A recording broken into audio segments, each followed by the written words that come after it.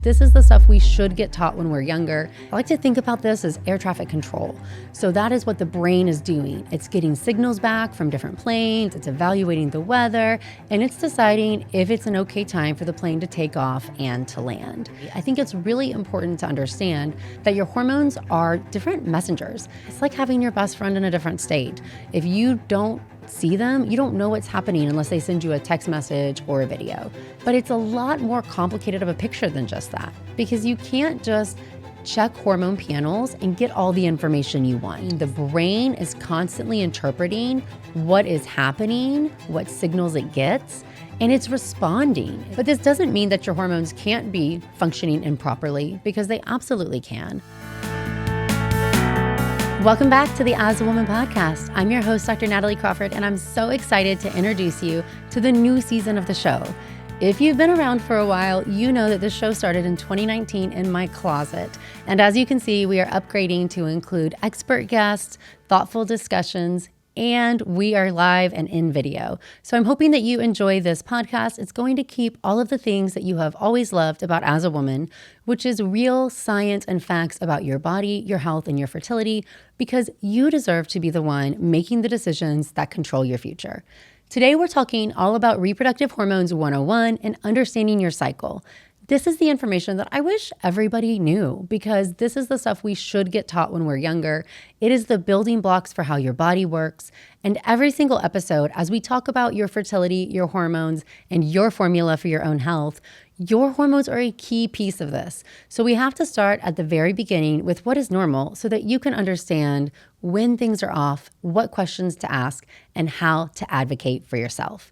So we're going to be covering today your reproductive hormones, what they are and what they do, your normal menstrual cycle, and some top questions I get and what you should do if your cycle is abnormal, and some tips and tricks. So to dive in, your hormones are actually controlled in your body by multiple different parts.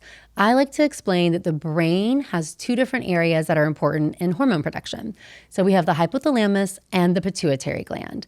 These, in addition to your ovaries, are considered the HPO axis. And this is because the hypothalamus is constantly interpreting signals from your whole body and then communicating to the pituitary gland what to do. I like to think about this as air traffic control. So that is what the brain is doing. It's getting signals back from different planes, it's evaluating the weather, and it's deciding if it's an okay time for the plane to take off and to land. So the hypothalamus is sending out a signal to the pituitary gland, and the main hormone that it's sending out when it comes to your reproductive hormones is called GnRH, and that's gonadotropin releasing hormone. That's a confusing name. It's actually released like Morse code in pulsatile fashion, and the amplitude and the length of these pulses is what allows the pituitary gland to know what to do. Even though we see these different organs in our body, I think it's really important to understand that your hormones are different messengers. They are not seeing what is happening in the different body parts. They are solely interpreting what is happening. Meaning, it's like having your best friend in a different state.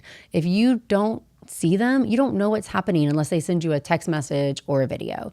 So your hormones are your body's communication system.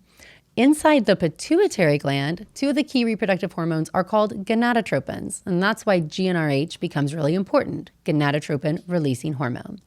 Well, the gonadotropins are FSH and LH, which you may have heard of, and these are important because they go and work on the gonads, or in women, these are the ovaries. And so when we think about GnRH tells the pituitary gland to send out FSH and LH, FSH and LH work to control ovulation and the production of estrogen and progesterone, which in turn communicate back to the hypothalamus to tell it what is going on. So you can see this HPO axis is really what is controlling part of your entire period, in addition to how you feel every single day, because estrogen and progesterone control so much about your body. Well, the pituitary gland does more than just talk to the ovaries. It also talks to other parts of the body as well. So it also releases a hormone called prolactin, which you're going to hear more about, which is important in reproduction. Prolactin is classically known as the hormone that helps you make milk and is in charge of breast growth. But prolactin can really interfere with your body's period if it is secreted at abnormal times. Your pituitary gland also sends out TSH, or thyroid stimulating hormone, which talks to your thyroid gland to make hormones called thyroid hormones, T3 and T4. And then the adrenal gland is another important axis known as the HPA axis. And the hormones made in your adrenal gland that are most notable are called DHEA, which is an important androgen in most women. It's the highest circulating androgen. And then cortisol, which I think most people know about because we call this the stress hormone. When it comes to these different hormones, they all have a really crucial role in your body. And a lot of times somebody will tell me, I think my hormones are off, or I feel unbalanced, or I am tired. And all of those things are probably true, but it's a lot more complicated of a picture than just that, because you can't just check hormone panels and get all the information you want, sadly. That's because your hormones are a dynamic system, meaning the brain is constantly interpreting what is happening, what signals it gets, and it's responding. It is sending out different signals, different hormones in response. So it's very tough to just go get a random lab draw and have some of those hormones really reveal insightful information about your body unless they are very, very off. But this doesn't mean that your hormones can't be functioning improperly, because they absolutely can. And it doesn't mean that your symptoms aren't real, because they are. Your body is a well-tuned machine, and especially when it comes to estrogen and progesterone, those levels matter so much on how you feel day to day. If we think about the menstrual cycle, you're going to realize how the normal fluctuation of these hormones controls so much more than what you may have realized, and how when these changes happen, when you start to have a lower egg count or go into perimenopause or menopause, these hormone changes can wreak havoc on our body. So when it comes to a period, let's think about what happens in the normal menstrual cycle. First of all, I always like to think about inside the ovary. You have all the eggs you're ever going to have. You're born with every single egg that you have throughout your life. Each month, an entire group of eggs comes out of the vault. So I always use this analogy of imagining that there's a vault inside your ovary. Each month, a group of eggs comes out of the vault, and each egg grows inside a small fluid-filled structure called a follicle. Well, the brain is going to send out that hormone, FSH, follicle-stimulating hormone, and this is a well-named hormone. FSH works to try to get a follicle to grow. So at the very beginning of your cycle, in fact, when you're bleeding, when you're on your period, your brain starts to send out FSH. And FSH is going to get that egg to start growing. And as the egg starts growing and maturing, it starts to make estrogen. And that estrogen is actually going to do many things. One of which is it's going to come in and it's going to heal up the endometrium, the area where you are bleeding. So estrogen is actually responsible for you stopping your period. As estrogen keeps rising, it's good for your energy, your concentration, your mood. And as you approach peak levels, which are seen right before ovulation, you will notice that estrogen plays a key role in ovulation. So when you have a peak estrogen level of over 200 picograms for at least 50 hours, the brain can sense that and it knows that it's time to ovulate. Inside your body, things are happening at the same time. So at the same time, those high estrogen levels are increasing your libido because nature wants you to have sex and get pregnant. And that high estrogen is also increasing and changing the cervical mucus, which is one of the keys in tracking and learning your cycle. But that high estrogen has the brain send out a surge of LH, or luteinizing hormone. What the surge of LH does, it has that follicle rupture, and then ovulation occurs and the egg is released from the follicle. That egg can only be fertilized then for about 24 hours, so it's a very short window to get pregnant each month. But after ovulation, the follicle that grew the egg is going to reform, and then it's going to become a cyst known as a corpus luteum. And the corpus luteum is a really important cyst in your body that makes many hormones, but one of these is progesterone. Now, progesterone is made throughout the entirety of the luteal phase. So the second half of your cycle, the time from ovulation until your next period begins, when you have a corpus luteum making progesterone, is known as the luteal phase. The first half of the cycle, where you have that egg growing and the follicle growing, that is known as the follicular phase. But during the luteal phase, your corpus luteum makes progesterone in pulses. And this is because LH is released from the pituitary gland in pulses. So just as LH is released in pulses, you're going to see that corpus luteum make progesterone in pulses as well. This is a real key when it comes to checking hormones, because one common test is to check what we call a day 21 progesterone level. Now, this should really be called a mid-luteal progesterone level, meaning it should be checked about a week after ovulation or when you're in the luteal phase. And what progesterone is telling you is, did you ovulate? Because progesterone could be anywhere from 3 to 40 nanograms throughout the entire luteal phase. So it is not a representation of how good your luteal phase is, the quality of progesterone production. It is just telling us, did you in fact ovulate? And that's a very important concept when it comes to progesterone blood testing. That also doesn't mean that it doesn't matter, because you can have abnormalities in progesterone production. You can have problems with your luteal phase, known as a luteal phase defect, and these can impact your cycle and your ability to conceive. So that is very important, even if a blood draw is not the answer. This means that clinically, knowing when your luteal phase begins and ends is the key to knowing if you have enough progesterone. The corpus luteum can live for about 2 weeks. After 2 weeks' time, the corpus luteum is going to die, progesterone levels are going to drop, and you're going to get a period. And that period, that menstrual bleeding, is going to start the cycle all over again. The bleed is initiated by the drop in progesterone. That's what stimulates the uterine lining to release and to have the bleeding. That corpus luteum can only live 12 to 14 days, and it should live for about 12 days. Meaning, if you know when you ovulate and your period is starting 9 or 10 days later, that clinically is a worrisome sign that something more might be going on, or that you might have an issue within your cycle leading to a luteal phase defect. And I think this is really underscoring the importance in knowing if your period is regular. And a regular cycle is one that is regular and predictable. Knowing how often it occurs, knowing when you're ovulating so you can understand how long is your follicular phase and your luteal phase, and then also understanding changes. You shouldn't have a lot of spotting between your cycles, and your cycle length should be relatively stable. In fact, one thing that we know that can change over time is that as you start to get older and you have a lower egg count, you will start to notice that your cycles are going to shorten in length. And this is because as you age and you have a smaller follicle pool, your brain will send out FSH and it will get an egg to grow faster. Let's use a simple analogy. If you have 20 eggs outside the vault when you're 30, and if you have 10 eggs outside the vault when you're 39, well, the same amount of FSH is going to be doubled to each egg when you're 39.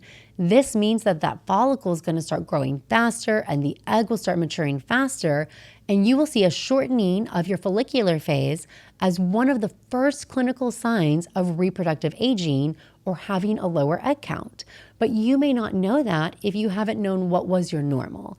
So understanding your period is giving you so much information about how your hormones are functioning, what's normal, and what's abnormal. So 3 common questions that I have somebody think about when we're trying to decide if your period is normal is your cycle regular and predictable? Can you predict it on a calendar within 1 to 2 days of when you expect that it should come? Is your bleeding normal? It shouldn't be so heavy that you're soaking through your clothes. In the same breath, you shouldn't be spotting the entire cycle either. So you should have a defined bleed, typically between about 4 to 6 days is going to be average. And then, is your period painful? It's not unpainful to have cramps and to be bleeding. Of course, that is going to be a painful process. But your pain with your period should not be keeping you from your activities of daily living, meaning you shouldn't cancel dinner plans with friends or call in sick to work because of period pain. If your pain is that debilitating or it's associated with vomiting or passing out, those are concerning signs that you might have something more going on that could be a problem for you, for your health, and for your fertility. And those are circumstances where I want you to go and get an evaluation. So what can you do about your hormones besides just understanding your body? There are hormones that can impact your cycle really directly. And some of the key ones are going to be prolactin, thyroid, and then some downstream ones. But let's go over those 2. Prolactin is made from the pituitary gland. And as we said earlier, it's really responsible for breast growth and for milk production. So naturally in your day-to-day, your prolactin levels, they should be low. But you can have different circumstances where prolactin can elevate, and a constant elevation of prolactin can cause very well-known changes in your ovulation pattern. In fact, as your prolactin is rising, we see a distinct change from a regular predictable cycle to a cycle that then has a short luteal phase, then cycles that have longer follicular phases and start spacing out, to cycles that are completely irregular and then absent. And as you treat that prolactin and it lowers, you will see everything return to normal.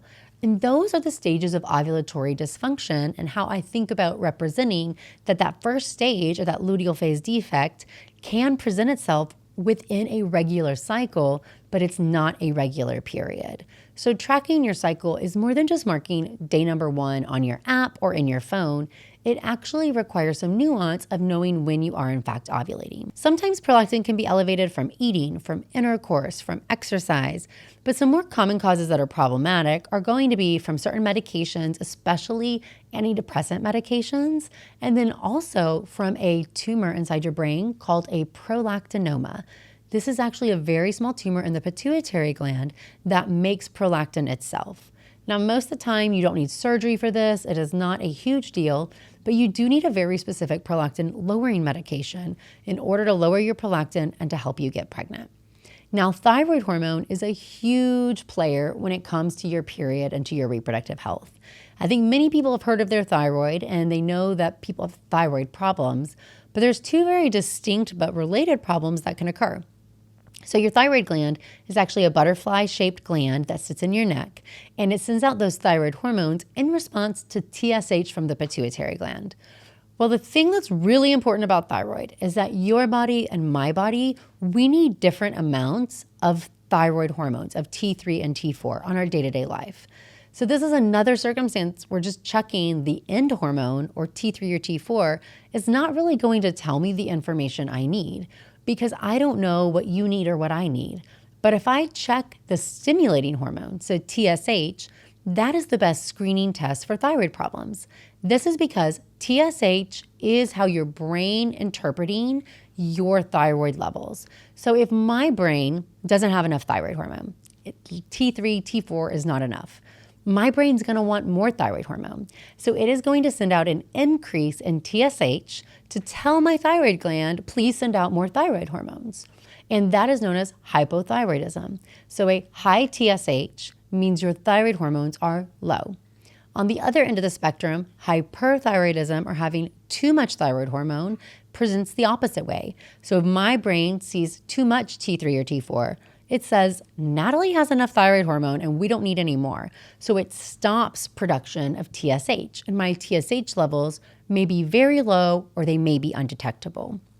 Well, that is also a problem in both of these extremes, because where does TSH come from? It comes from the pituitary gland, just where FSH and LH come as well. So the reason why prolactin and why TSH are problems when it comes to your reproductive hormones or your cycle is because when the pituitary gland is giving a lot of energy or effort controlling prolactin release or TSH release, it's not spending enough time sending out FSH or LH.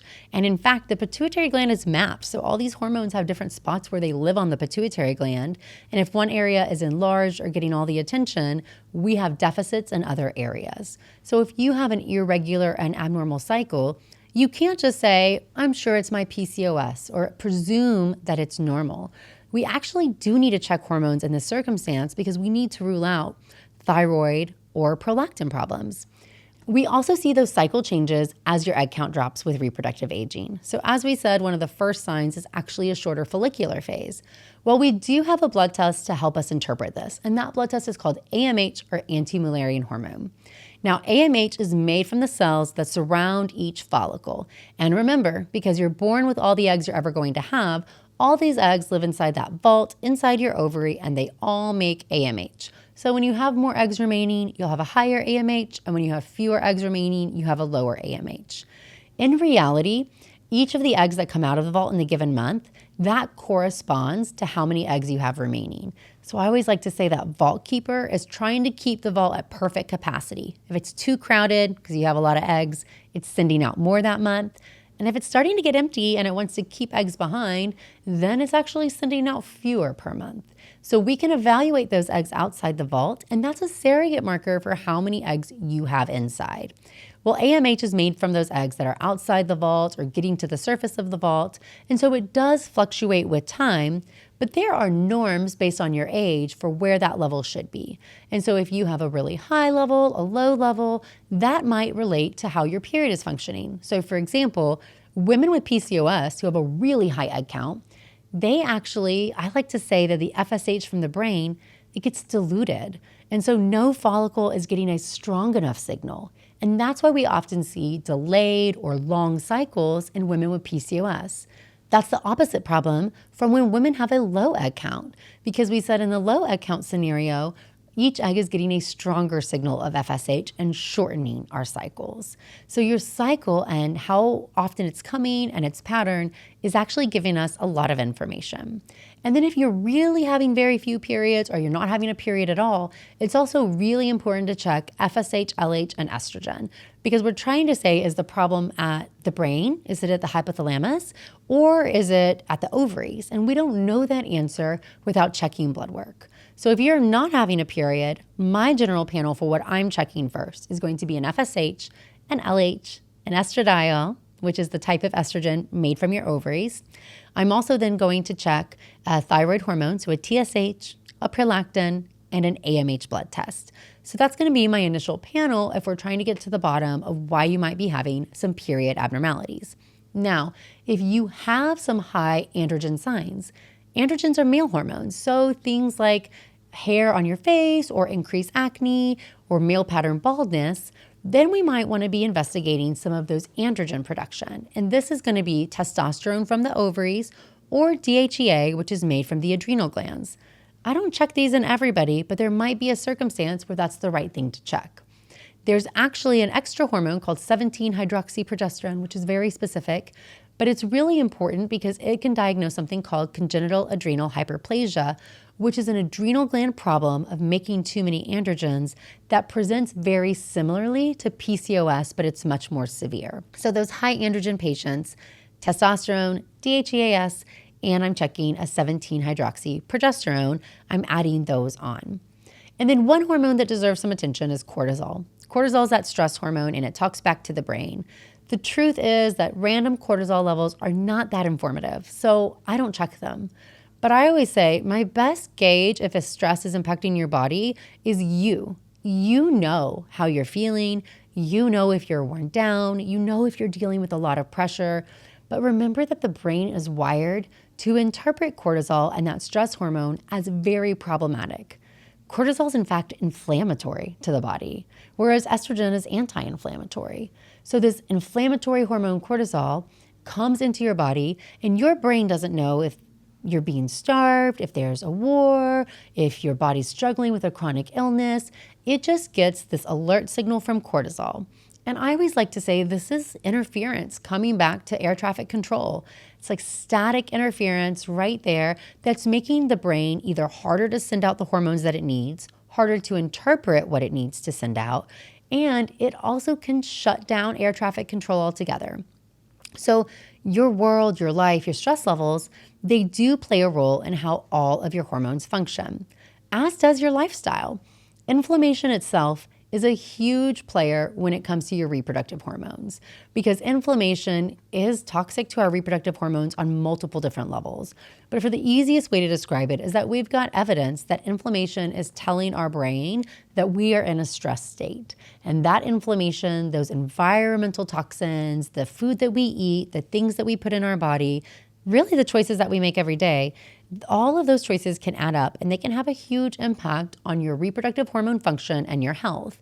And a huge focus of this show is going to be talking to you about my formula for what you can do to put yourself in a better position to take charge of all of those factors. A couple questions that I get asked all the time that I think are really important for us to address. Number one is that what are balanced hormones? So I always say having a regular predictable cycle is a great sign that some of your key hormones are balanced, but so is feeling your best.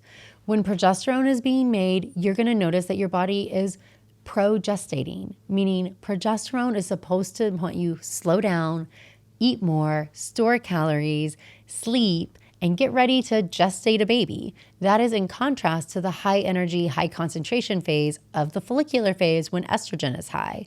These hormones control your mood, your energy, your food intake, your metabolism, your temperature sensation.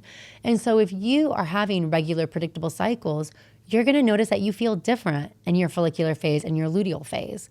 So if you feel worse right before your period comes, that doesn't mean your hormones are imbalanced. It actually might mean they're perfectly balanced.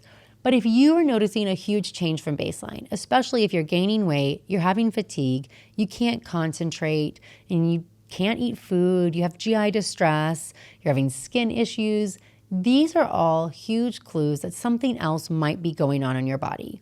I think it's really important to know that no single hormone test may give you the answer, even though your hormones may be involved. This is why knowing your story is so important when you go see a doctor. I know that patients tend to get dismissed, and I don't want that to happen to you. So you need to really take time and think about what has changed? How do I feel now? What do I need to tell my doctor? And what's the timeline where this happened? The first question your doctor is going to say is, what brings you in today? There is no reason to go into this appointment unprepared. So if you're going to sit down for that appointment, I want you to say, used to be like this, but now I'm experiencing XYZ for this long. This is what makes it better or worse, because you're the only one living in your body and you're the one who can advocate for yourself. Another top question I get is, what is estrogen dominance? And I think this is a really important one because we see on social media a lot of people talking about estrogen dominance. And in fact, I recently had a patient who went and had blood work drawn, and her estrogen levels were high and her progesterone levels were low. And she was diagnosed by her hormone specialist as having estrogen dominance and told that her progesterone was too low to get pregnant, and she was put on a daily progesterone supplement. She was actually put on progesterone in 2 different doses in the follicular and the luteal phase. But progesterone opens and closes the implantation window. It is only made in that luteal phase. And essentially, my patient was put on birth control for 6 months, despite the fact that she was trying to get pregnant, all under this false diagnosis of estrogen dominance. And I think this is why knowing what is normal is so important, so that this doesn't happen to you. The follicular phase of your cycle is an estrogen dominant time, meaning you should have high estrogen and you should have 0 progesterone being made.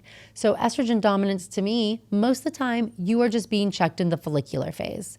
If you have PCOS, you might have a really long follicular phase, and that might be part of the problem. But that doesn't mean that the answer is daily progesterone if you're trying to get pregnant. And again, remember, there's no set progesterone level that's going to tell you your progesterone is good. So even checking random labs in the luteal phase, some patients get put on progesterone in the wrong time, and it can have huge consequence. Estrogen dominance might be a very normal follicular phase. It could also represent PCOS, but it's probably something that you do not need progesterone supplementation for. And if somebody's trying to get you on compounded hormones, please let that be a red flag and get a second opinion before you start a hormone that could hugely impact your reproductive health. The last thing I want to bring to your attention is biotin. Well, biotin's a vitamin, but it's found really frequently in hair, skin, and nails vitamins. But it can also be found in greens powders, in collagen supplements, in many herbal preparations. And people love having great hair, skin, and nails. But one of the problems is that biotin actually binds to the steroid hormone assay. And I know you're probably thinking, what does that mean? When I check your blood, so you're going to come to my office, we're going to draw your blood, we're then going to go send this off to a lab. For each hormone that we want to check, they're running a different test to see what those levels are. Well, biotin is binding to that test. And so it is masking what your real hormone levels are. And it's really interesting because it can make some levels higher, like your thyroid hormone. It can make some levels lower, like estrogen. This means that if we are drawing your hormones, they are no longer valid or interpretable. Biotin's not changing the hormone in your blood, so it's not harming you, but it is making every lab test that I do unreliable. And I've seen patients in IVF cycles have the wrong decision made purely because they were on a biotin hormone. And for each person, it might work a little bit different. So if your estrogen is coming back really low or really high, and your fertility clinic is asking you, what else are you taking? One thing they may be getting at is biotin and how it can impact our interpretation of these blood tests. So word to the wise, look at your supplements. Biotin is typically in prenatal vitamins, and having it in a multivitamin or a prenatal will be fine, but in no additional vitamins or products do you need to be taking biotin. And then you need to be paying attention to the dose of biotin, because we don't want you taking more than 300 milligrams of that, because doses that are too high can have a huge impact on your body, your health, and our interpretation of what's going on. So thank you for listening to this episode, and I hope it helped you understand a little bit more about your body, your health, your hormones, and your fertility. You know, your hormones and understanding your cycle, it's more than just your fertility. It's really the key to understanding how your body is functioning and what it should be doing when it's normal, so that you know what to do when it's not normal. Thank you so much for listening, and I'll see you next week.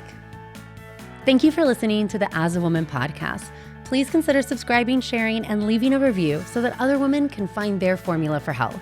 For more on fertility, hormones, and reproductive health, follow me at Natalie Crawford MD or visit nataliecrawfordmd.com, because knowledge is power, and your health deserves a formula made just for you as a woman.